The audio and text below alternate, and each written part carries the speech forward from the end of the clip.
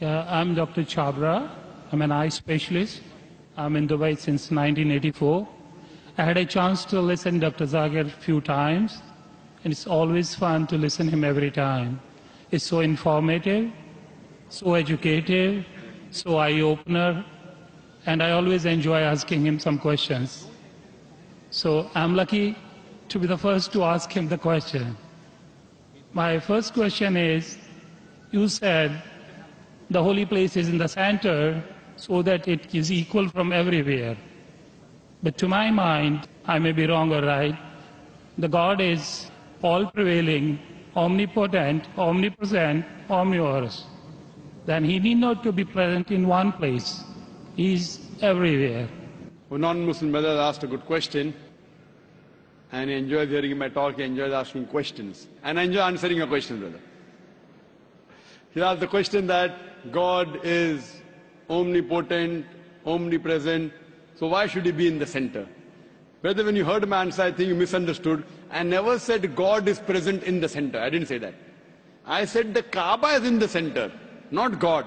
Kaaba is the Qibla, the direction. And the Kaaba is only direction for unity.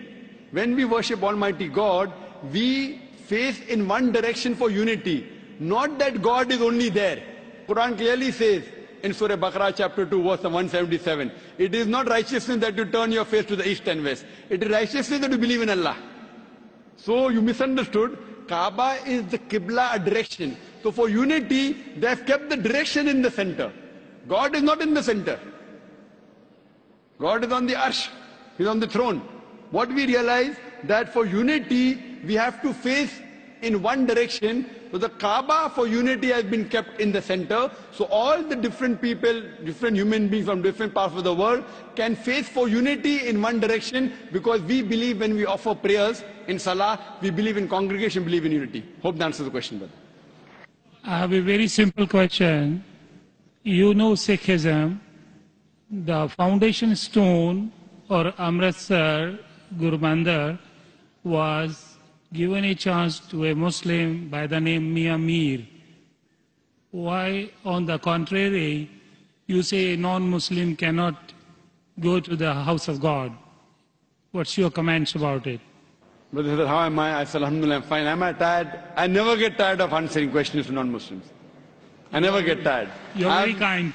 I have my flight tomorrow, 11 o'clock morning. You're Fine. very kind. So for me, no problem. I love it. The more you ask questions, the more energy I get. You ask the question that a Muslim laid the foundation of Amritsar. Then Golden why? Temple. Sorry? The Golden Temple. Golden Temple. Holy place. The Holy Temple. Laid the foundation. So why can't non-Muslims go to Makkah? Whether I gave the answer in my talk.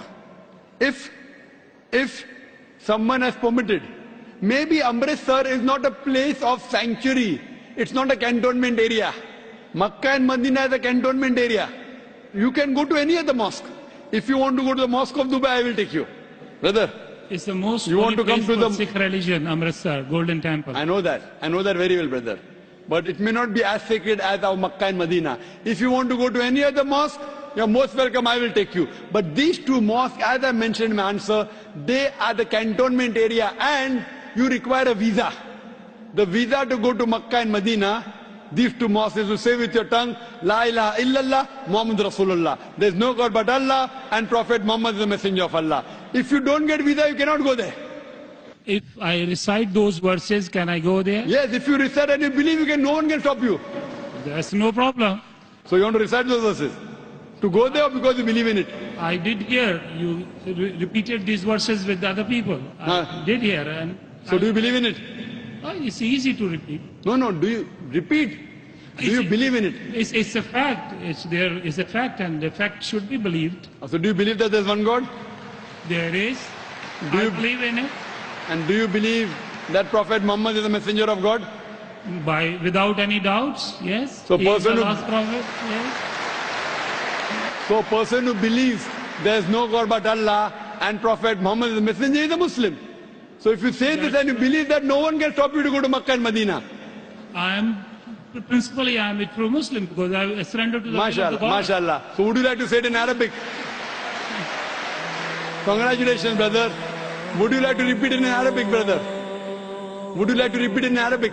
I don't mind. Okay. Ashhadu Ashhadu Allah anna ilaha ilaha illallah illallah wa ashhadu wa ashhadu anna anna Muhammadan Muhammadan abduhu abdu wa rasuluhu. wa rasul.